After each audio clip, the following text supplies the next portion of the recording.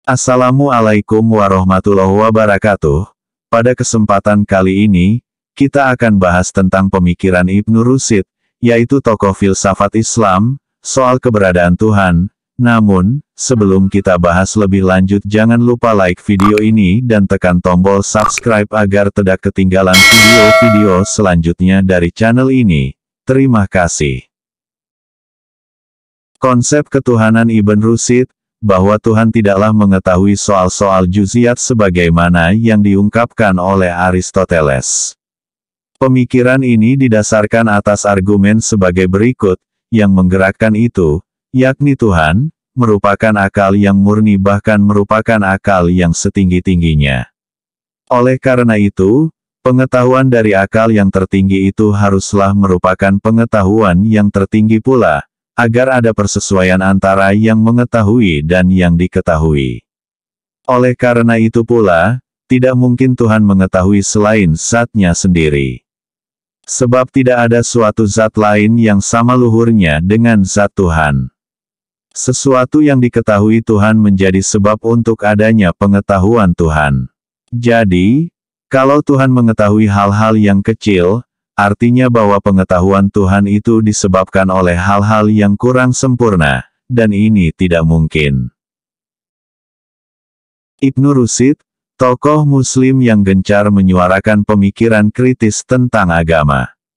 Filosof Ibnu Rushd sangat tenar dengan rasionalisme yang digulirkan dalam memandang kehidupan, khususnya masalah teologi.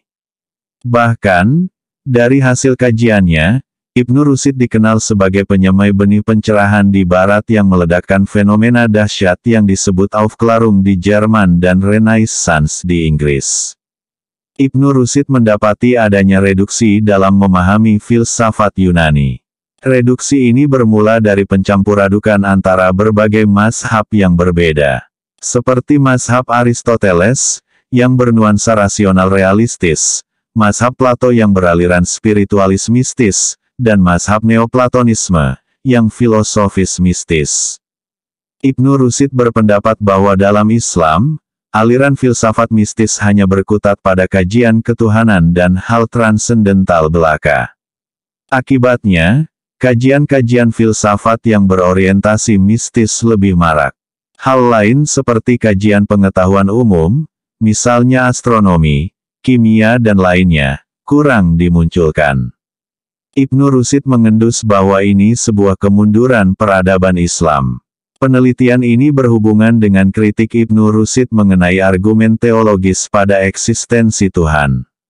Ibnu Rushd berpendapat bahwa secara umum aliran teologi, dan Asy'ariyah pada khususnya, menggunakan dugaan keunggulan pada pendapat mereka terhadap eksistensi Tuhan untuk melakukan kekuatan yang tidak tepat melampaui kehidupan masyarakat Muslim.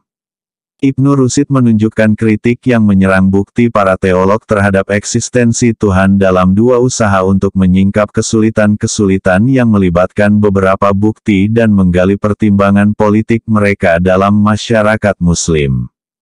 Peneliti akan mendiskusikan pendapat alternatif bahwa Ibnu Rushd menyuguhkan penjelasan cara untuk mengetahui eksistensi Tuhan, bahwa makna ketuhanan secara umum terbagi dalam dua pendekatan. Pertama, imanen, yang memaknai bahwa ketuhanan merupakan sesuatu yang nyata, konkret dan dapat dijangkau oleh pikiran manusia. Pendekatan ini biasa dijelaskan para filsuf yang melihat ketuhanan dengan rasionalitas dan validitas pikiran manusia saja. Kedua, transenden, yang memaknai ketuhanan merupakan sesuatu yang abstrak, manusia tidak dapat memikirkannya, cukup dengan keyakinan saja. Dengan konsep ketuhanan, Ibnu Rushd tidak lepas dari latar belakang pendidikan dan pemikirannya.